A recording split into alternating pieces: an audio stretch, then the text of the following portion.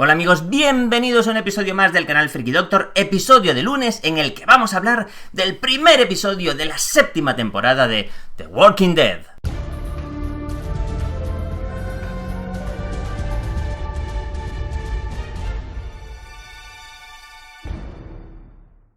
Por fin llegó, ya lo vimos, el primer episodio de la 7ª temporada, con el cliffhanger de los cliffhangers. Para mí, os anticipo, uno de los mejores episodios que se han rodado jamás de esta serie y de muchas otras, por múltiples detalles que comentaremos. Voy a hablar con libertad de todo lo que ha sucedido en este episodio, así que si no lo has visto y no quieres saber nada, no sé qué demonios haces en este vídeo. Estoy harto de decir que este canal no es para todo el mundo, es solo para los que quieren saber, y si tú no quieres saber, vete ya.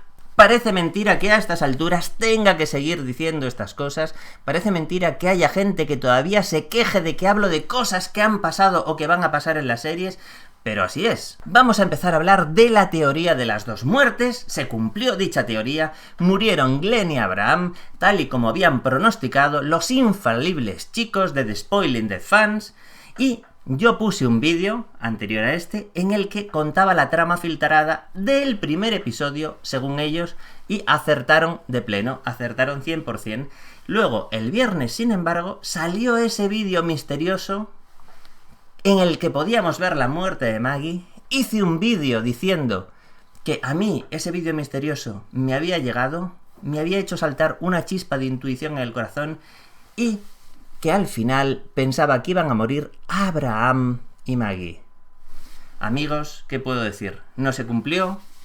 Ese vídeo, sin duda, es un cebo que puso AMC, un cebo muy bien puesto, porque yo me tragué el cebo, me quedé colgado como un pescado, y resulta que al final, yo que todo el rato estaba pensando que la doble muerte podía ser cierta, que lo más posible es que fueran Glenn y Abraham, que ya me habían dicho que Maggie grababa muchos episodios, el 1, el 5, tal, no sé qué, muchos otros. Claro, de repente, no sé por qué me dio ese ramalazo de ir en contra de la estadística. Os lo digo, en la vida no se puede ir en contra de la estadística y dudar de The Spoiling Dead Fans. Y me está bien empleado, ¿qué os puedo decir? No se puede ganar siempre. Oye, me la comí. Felicidades al que haya sacado ese vídeo, al que lo haya editado de esa manera, porque me lo comí. De lo que sí que estoy contento es que mi idea sobre la muerte de Abraham, con todos sus razonamientos, fue correcta y certera. Por lo menos eso me llevo. Fallo con lo de Maggie, me apunto el fallo, aunque en el vídeo que publiqué digo que los que iban a morir eran Abraham y Glenn, pero como luego tuve el ramalazo de rectificar, me apunto ese fallo en mi haber. Ahora, una cosa os digo, dudo mucho que me vuelva a pasar, porque no volveré a apostar en contra de la estadística.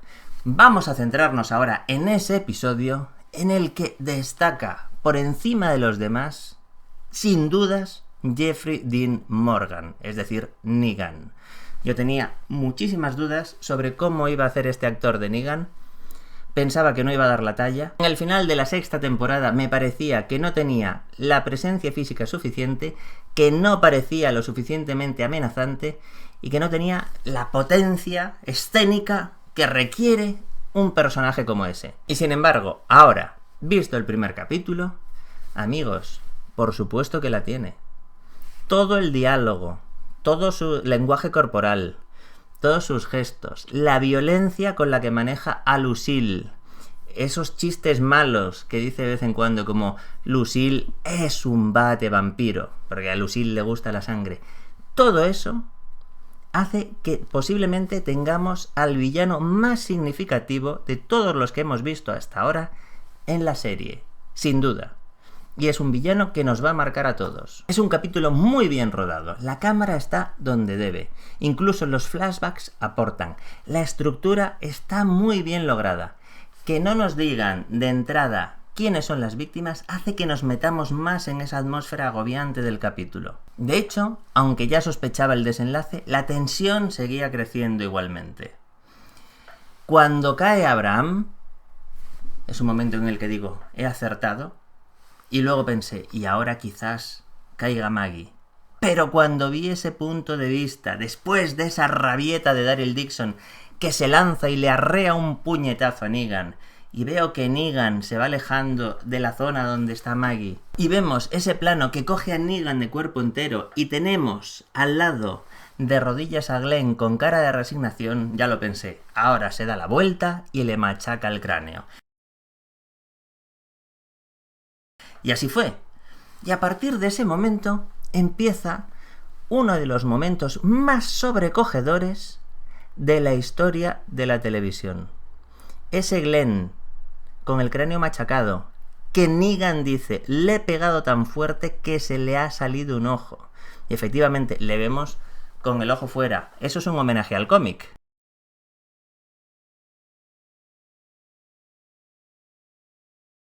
Agonizante, intentando hablar con Maggie, y al final logra articular las palabras I'll find you, te encontraré. Lo he visto en versión original, así que los comentarios que haré sobre los diálogos son directamente la versión original. Y son capaces de mantener la tensión, manteniendo la cámara en esa cabeza destrozada de Glenn, que estás pidiendo por dentro, por Dios que lo mate ya, por Dios que deje de sufrir, por Dios que siga dándole con el bate.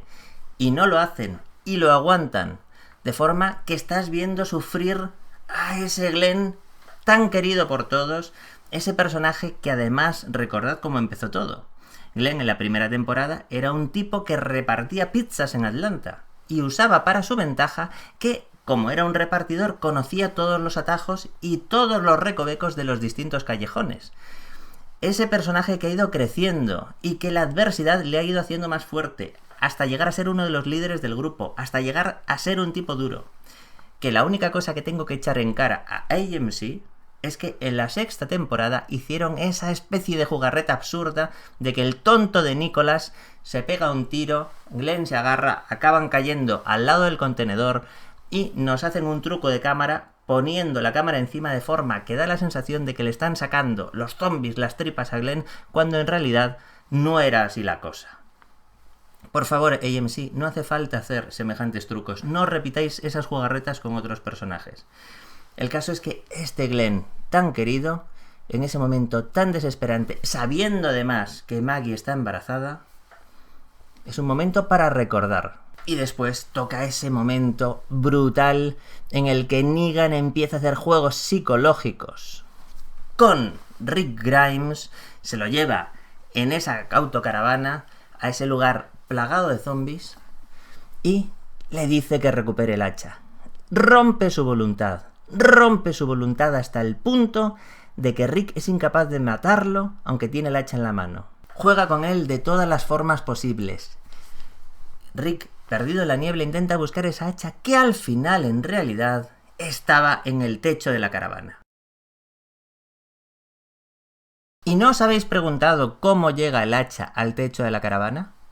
Bueno, estamos hablando de uno de esos momentos, para ojos inquietos, que hay que estar sumamente pendiente para verlos, pero si os fijáis, en este mini fragmento de vídeo que voy a poner, se ve perfectamente cómo Negan lanza el hacha al techo. Ahora lo veréis.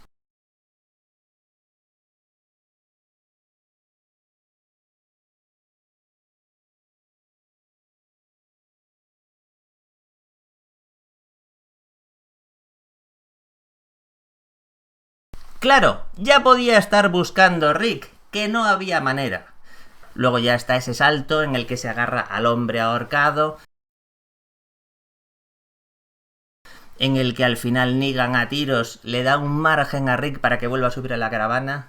Ya os digo, ahí le ha destrozado psicológicamente, pero el plato fuerte, el plato final, es cuando le hace creer que para que todos los demás vivan, le tiene que cortar un brazo a Carl. Y además no es un corte cualquiera, marca una línea y le dice que tiene que hacer un corte en 45 grados. Como quien corta un salami, un corte oblicuo. ¿Por qué? Porque para que quede un buen muñón tienes que tener algo de colgajo con el que taparlo. Tú haces un corte a 45 grados, pongamos que mi mano es la zona de corte, y entonces, si tienes este corte oblicuo, esta lengüeta de tejido que sobresale, luego la doblas, las suturas para hacer el muñón. Ese es el motivo por el que En este caso Negan le dice que haga el corte así, para tener algo de tejido para realizar la cobertura del muñón. Y además le dice que no se preocupe, que Carl va a estar bien, porque tienen un buen médico y puede sobrevivir o no. Jajaja, jajaja, con esas maldades intrínsecas que tiene Negan. A partir de ahí, cuando al final le frena para que no le corte el brazo, ya se da cuenta de que la voluntad de Rick se ha roto. Está sometido, todo el grupo está sometido, todo el grupo está destrozado y ya les cita para dentro de una semana para coger la mitad de sus posesiones y vemos esa imagen de todos desolados, todos en el suelo, y la que está a priori más débil físicamente, con ese parto en curso, ese parto que no sabemos cómo va a acabar, esa Maggie destrozada por la pérdida de Glenn, es la que le dice a Rick que de eso nada, que se tiene que rehacer para lograr entre todos vengarse de Negan. Y esa actitud de querer ella conducir hasta Hilltop, teniendo en cuenta la situación en la que está, da fuerzas al resto del grupo, que hacen su primer amago de seguir adelante y recogen esos cadáveres.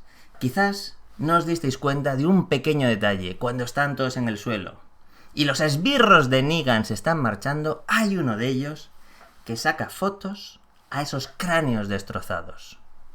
Aquí tenéis la imagen. Sí, esa Polaroid para añadir a la colección de fotos de cráneos machacados que ya pudimos ver durante la 6ª temporada. Muy bien, pero algunos os preguntaréis, ¿y todo ese rollo de cortar el brazo a qué viene? Pues también es un homenaje al cómic. En el cómic es el gobernador el que le corta el brazo a Rick. Pero, para mí, el momento de derroche de interpretación, ese momento de entrega total al papel, ese momento en el que te estás dejando todo, te está saliendo el sudor del cuerpo y otros fluidos, el momento épico de Andrew Lincoln interpretando a Rick Grimes, es ese momento en el que de repente sale una pompa de moco por la nariz, una pompa de moco de proporciones colosales, una pompa de moco del tamaño de la pantalla de un autocine, una pompa de moco que podría tener su propio código postal, y de repente desaparece y se vuelve a meter para adentro. Ríete tú de los efectos especiales. ¿Para qué queremos efectos especiales si Andrew Lincoln es capaz de generar ese tipo de sustancias biológicas? ¿Es capaz de proyectar moco y volverlo a meter? ¿Acaso es Andrew Lincoln un mutante? Y oye, en medio de toda esa tensión, para mí, fue un respiro. De hecho, deberían pagar a la pompa de moco de Andrew Lincoln unos beneficios, unos royalties, como si se tratara de un personaje protagonista. Es una pompa de moco de mucha entidad. Bueno, sigamos. El episodio también tiene esa famosa escena de el futuro feliz. Esa visión de Rick en el que están todos felices, en el que se ve vivos a Glenn y a Abraham, en el que se ve a Sasha embarazada, en el que se ve el hijo de Maggie y de Glenn, y ese futuro que pensaban que iban a tener es el futuro que Negan se ha encargado de destruir y se lo ha dejado muy, muy clarito. Interpretación épica de Jeffrey Dean Morgan. Ha conseguido destruir psicológicamente a una persona, pero no cuenta con que Maggie se marcha para Hilltop y posiblemente lo próximo que sepamos de Maggie es que se hará líder de la colonia Hilltop. Para ella, este episodio ha sido un momento cumbre, algo que le va a cambiar la vida, algo que va a hacer que se transforme en una mujer muchísimo más dura y posiblemente sin piedad, y el equilibrio de poder va a cambiar porque de ese grupo de Alexandria se va a extinguir Maggie para liderar otra colonia y así tener dos colonias para intentar hacer un frente común contra Negan, aunque no lo van a tener nada fácil.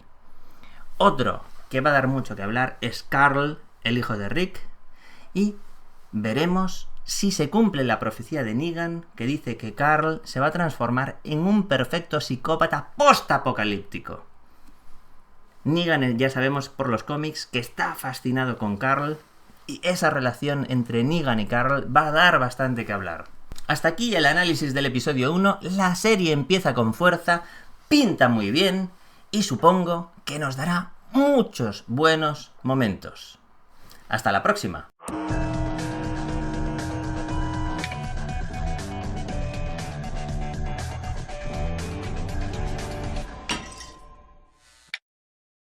Y este es vuestro momento, el momento de los más fieles, el momento de los que os quedáis hasta el final. En este episodio había un concurso en marcha. Se trataba de adivinar qué pasaba con ese supuesto anillo que se veía en la mancha de sangre. En esa mancha de sangre, sesos y restos biológicos que habíamos visto ya en el teaser de este episodio. Mucha gente dijo que era un anillo, había gente que dijo que era un reloj, hay gente que dijo que el anillo era de Maggie, hay gente que dijo que el anillo era de Abraham, pero el caso es que no había ningún anillo, no había ningún reloj. Maggie, en cierto momento del episodio, se agacha a coger algo, hay quien dice que es una placa, pero después de repasar 1000 veces las imágenes, lo que recoge del suelo no está en el charco de sangre. Con lo cual, esa imagen no era más que otro truco de AMC para que pensáramos lo que no es. Yo, desde luego, he visto muchas veces la imagen, sí que me parecía un anillo, pero hubo una persona que dijo, antes que nadie, que no hiciéramos caso, que eso no era nada, que eso no iba a tener ninguna repercusión en el episodio y que nos olvidáramos. Hasta hizo una especie de montaje digital delimitando el contorno del objeto, llegando a la conclusión de que eso no iba a ir a ninguna parte, que ni había anillo ni nada, que nos olvidáramos. ¿Y sabéis qué? Esa persona es Héctor Guerrero, es el que ha acertado, es el que ha dado la respuesta más precisa, con lo cual Héctor Guerrero se gana la 4ª plaza para el sorteo de aguja. ¡Felicidades, Héctor! Vendrán muchos más, así que tranquilos, todavía quedan 6 plazas. Y para los que seguís aquí, 2 mini noticias de Juego de Tronos. Por un lado, os tengo que decir que Alfie Allen, es decir, Theon Greyjoy, está en Bilbao y esperamos que grabe una secuencia de un diálogo con Kit Harington, es decir, con Jon Nieve, en el que Kit posiblemente le diga esa famosa frase de «Solo estás vivo porque ayudaste a Sansa». Ese Theon que escapó del asalto de Euron, el asalto a la flota dorniense, que acaba con la captura de su hermana Yara. Y ¿a quién más hemos visto por ahí? A Carice Van Houten, a Melisandre. Ya sabéis que según las filtraciones, Melisandre solamente tendrá 2 o 3 escenas y que la más relevante de dichas escenas es una en la que ella se atribuye el mérito de haber resucitado a Jon y, por tanto, unir el hielo y el fuego. Porque ahora mismo el fuego sería Daenerys y el hielo sería Jon. O sea que ella está muy segura de sí misma porque se atribuye el mérito de esa unión. Veremos qué sucede. Pero ya sabéis, tenemos en España a esos 2 personajes. Hablaremos de Juego de Tronos el miércoles, que lo sepáis. Y ampliaremos un poquito más estas 2 cositas que vosotros ya tenéis en primicia, por ser los más fieles. Hasta pronto.